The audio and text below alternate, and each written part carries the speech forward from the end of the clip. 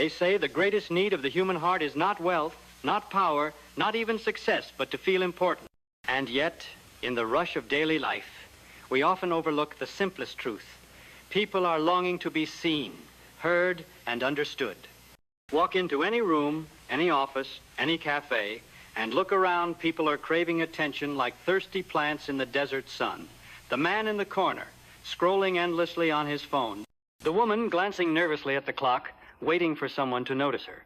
The colleague at the next desk, drowning in emails, wishing for a simple word of encouragement. And the question is, are you the person who notices? Are you the one who sees beyond the surface, who listens not just with your ears, but with your heart? Dale Carnegie understood this better than anyone. In a world obsessed with achievement, he taught us that the true currency of influence isn't status or knowledge, it's warmth. It's the ability to make someone else feel important. Not in a flashy, manipulative way, not with empty compliments or flattery, but with a deep, genuine interest in their lives. A curiosity that says, I see you. I care about what you think. You matter. Imagine a young Abraham Lincoln standing in the middle of a heated debate. His opponent is furious, hurling accusations and insults. The room is tense, the air heavy with expectation.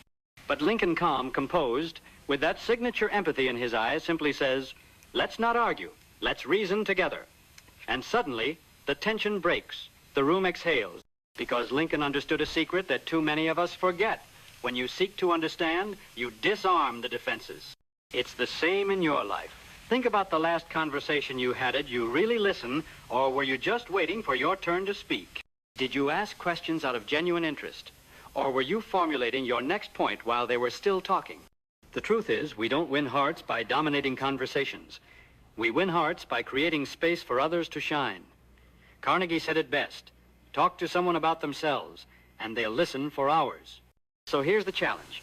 The next time you talk to someone, make it a mission. Your mission is not to impress, not to convince, not even to get your point across, but to make that person feel valued. Ask them about their dreams, their struggles, their opinions. Don't just ask, how are you? Ask, what's been on your mind lately? And then listen. Really listen. Don't interrupt. Don't jump in with advice. Just let them speak and show them you care. You'll be amazed at the impact. Because when you give someone your full attention, you're giving them something rare, something precious, your presence. And in a world that's always rushing, where everyone is trying to be heard, your quiet attention is the loudest statement you can make. This is not about being passive or people-pleasing. It's about influence in its purest form, the power to lift others up, to make them feel seen, and in doing so, to draw them into your orbit. Carnegie's secret is simple, yet profound. If you want to win people's hearts, stop focusing on yourself. Start focusing on them. Let go of the need to impress. Let go of the urge to correct, to argue, to prove. Instead, step into every interaction with the quiet confidence that comes from knowing. When you make others feel important, you become unforgettable. This is how you master the art of winning people's hearts, not with loud words, not with force, but with quiet presence, sincere interest, and the courage to care. And when you start living this way, when you step into every conversation with a posture of service, not self-importance, something remarkable begins to happen. People open up. They lean in. They start telling you things they wouldn't tell anyone else. Not because you have all the answers, but because you've given them something most people never offer, the gift of feeling heard. Think about the last time someone truly listened to you. Not just nodded politely while scrolling through their phone. Not just waited for you to stop talking so they could jump in. But really listened, eyes focused, heart open, no agenda. Remember how that felt? It was like stepping into sunlight after days of rain. You felt lighter, seen, understood. Now imagine becoming that person for others. That's not just a skill, it's a superpower. This is the essence of emotional intelligence. It's what Carnegie taught long before the term even existed. It's not about manipulating people or being fakey, it's about meeting a universal need. Everyone you meet is carrying invisible burdens. Everyone has a secret hope, a quiet fear, a dream they've tucked away, afraid to say it out loud. And when you show genuine curiosity, when you ask, tell me more about that, when you pause and say, that must have been so hard for you, you're telling them without words, you matter. But here's the truth. This isn't easy. It takes practice.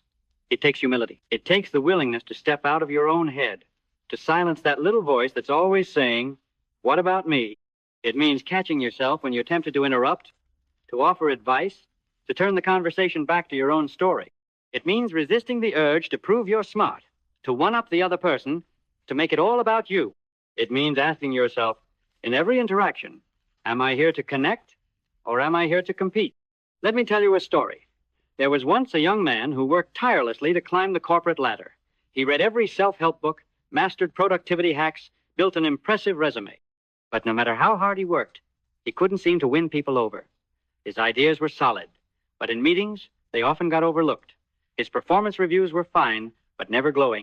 He felt invisible. One day, a mentor sat him down and said, "You're smart. You're capable, but you're missing the most important skill of all." "What is it?" he asked. The mentor smiled. "You're so focused on proving yourself that you've forgotten to make others feel seen. If you want to rise, help others rise. If you want people to support your ideas, make them feel like they're part of the idea. If you want to be heard, first listen." It hit him like a lightning bolt. He had been so busy talking that he hadn't truly heard the people around him. So he started small. In his next meeting, instead of launching into his points, he began by asking a colleague for their opinion. He took notes. He nodded. He leaned in. He asked questions not to challenge, but to understand. And something shifted. People started seeking him out, sharing ideas, trusting him. His influence grew not because he demanded it, but because he created space for others to feel important. This is the heart of Carnegie's wisdom. Influence doesn't come from dominating the conversation. It comes from inviting others into it. So today, I challenge you before your next meeting, your next coffee chat, your next family dinner pause, and remind yourself, this isn't about me. It's about them. My goal is not to impress, not to debate, not to win, but to understand, to encourage, to lift. Because when you make someone feel important, you become the most important person in their world, if only for that moment. And that moment is where influence is born. And as you keep practicing this way of being, you'll notice something else. People start to trust you, almost without realizing it. Trust is not given freely in today's world. It's earned moment by moment in the little things. The nod that says, "I hear you." The question that says, "I care." The silence that says, "You have my full attention." Carnegie once wrote, "You can make more friends in 2 months by becoming genuinely interested in other people than you can in 2 years by trying to get other people interested in you." Think about that. 2 months of genuine interest can accomplish what 2 years of self-promotion cannot. This isn't just a theory. It's a truth proven in boardrooms and classrooms, in friendships and families. Imagine a team leader who walks into a meeting, armed with data, ready to bulldoze through the agenda. People listen, sure, but they feel like cogs in a machine. Now imagine a different leader, one who starts the meeting by asking, "What challenges are you facing this week? How can I support you?" That leader doesn't just get compliance, they get loyalty. Because influence is not about titles or job descriptions, it's about relationships.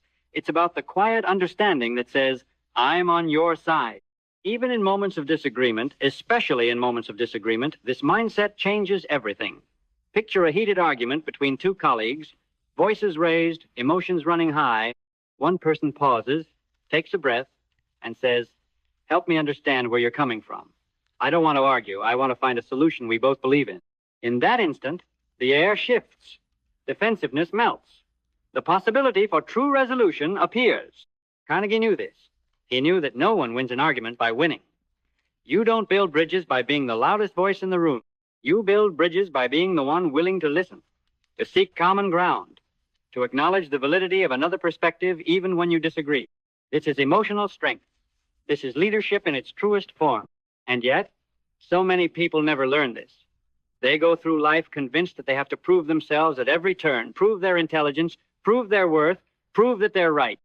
But in the quest to be right, they lose what truly matters, connection. You see, people don't remember the facts you present. They remember how you made them feel. Did you make them feel small? Or did you make them feel seen? Did you make them feel wrong? Or did you make them feel heard? Did you leave them discouraged? Or did you leave them empowered? The choice is yours. Every day, in every interaction, you have the power to lift someone upper, to push them down. And let's be clear, this isn't about being passive. It's not about agreeing with everything or avoiding difficult conversations. It's about how you approach them. It's about leading with empathy, not ego.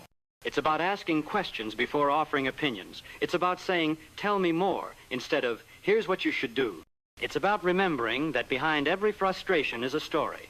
Behind every mistake is a lesson.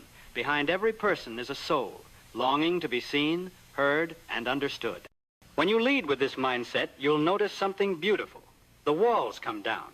The tension softens. People want to collaborate, to support, to grow together.